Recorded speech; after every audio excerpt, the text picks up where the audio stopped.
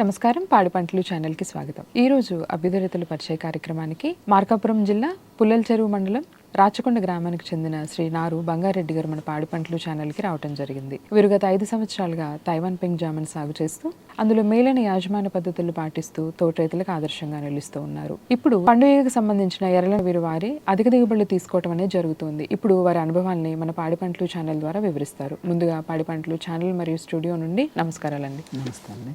మీరు జామ ఎంత విస్తీర్ణంలో సాగు చేస్తున్నారండి? అదేవిధంగా మొక్కలను ఎక్కడి నుంచి తెచ్చుకున్నారు? మేము ఒక 15 ఎకరాల్లో జామ వేసామండి.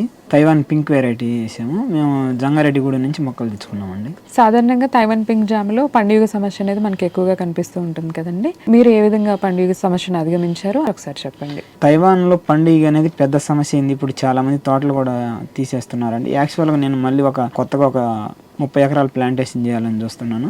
తైవాన్ పింక్లో ఎక్కువ పండుగ వల్లనే మేజర్ సమస్య ఉంది కాబట్టి దాంట్లో అందరు ఫెయిల్ అవుతున్నారు. నేనైతే ఇప్పటికి 5 years అవుతుంది. నేను ఎప్పుడు కూడా పండుగకు నేను ఇబ్బంది పడ్డది లేదు. నేను ముందుగానే నిమ్మకాయ సైజులో ఉన్నప్పుడు ట్రాపులు పెడతానండి. ట్రాపులు కూడా తక్కువ కాస్ట్లో ఉంటాయి. నా సక్సెస్ కారణమే ట్రాపులు.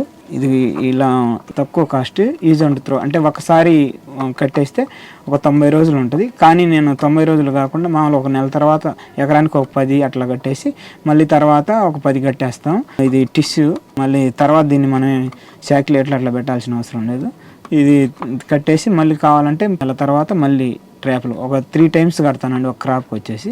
అందుకని పండుగ ఏమి ఉండదు. ఏదైనా సివియర్గా ఉంటే ఒక 2 స్ప్రేయింగ్లు ఇస్తామండి, అంతే. అంతకు మించి ఏమదు. పండుగ గురించి ఇబ్బంది ఏమీ లేదు. ఈ ట్రాప్లు ఎవరికన్నా కావాలంటే మేము తక్కువ కాస్ట్లో రైతులకు అందాలనే ఉద్దేశంతో మేమే సప్లై చేస్తున్నామండి. ఎవరన్నా కావాల్సిన వాళ్ళు నన్ను సంప్రదించవచ్చు. నా సక్సెస్కి మెయిన్ కారణం ఇదే. ప్లస్ మార్కెట్లో మనకాయ టాప్ రేట్లో అమ్ముతున్నాం. హైదరాబాదు, చెన్నై, కేరళ అట్లా పంపిస్తున్నాం మనకాయని. తైవాన్ పింక్లోనే పురుగే మెయిన్ సమస్య, పండుగే సమస్య. కాబట్టి ఆ పండుగను ఇబ్బంది లేకుండా జయించగలిగినాం. అందుకని మన కాయకి ఎక్కడికి పోయినా మార్కెట్లో ఇబ్బంది లేదు. ఈ ట్రాప్లు వచ్చేసి దీంట్లో లోపల సీరు ఉంటుంది, చాక్లెట్. ఆ చాక్లెట్ కట్టేసి మనం చెట్టు కిందగా, అంటే కొమ్మల నుంచి సైడ్ కొమ్మలు ఉంటాయి కదా, సైడ్ బ్రాంచెస్కి ఒక కొమ్మకు అంటే 3 అడుగుల ఎత్తులో అట్లా కడితే సరిపోయిద్ది. అవన్నీ అట్రాక్ట్ అయ్యి ఇందులో పడిపోతాయి. ఈ పండుగను నాతో పాటు మన చుట్టుపక్కల కొంతమంది ఒక 10 మంది రైతులు తీసుకున్నారు. ఆ తీసుకున్న 10 మంది రైతులు మంచిగానే సక్సెస్ అయ్యారు.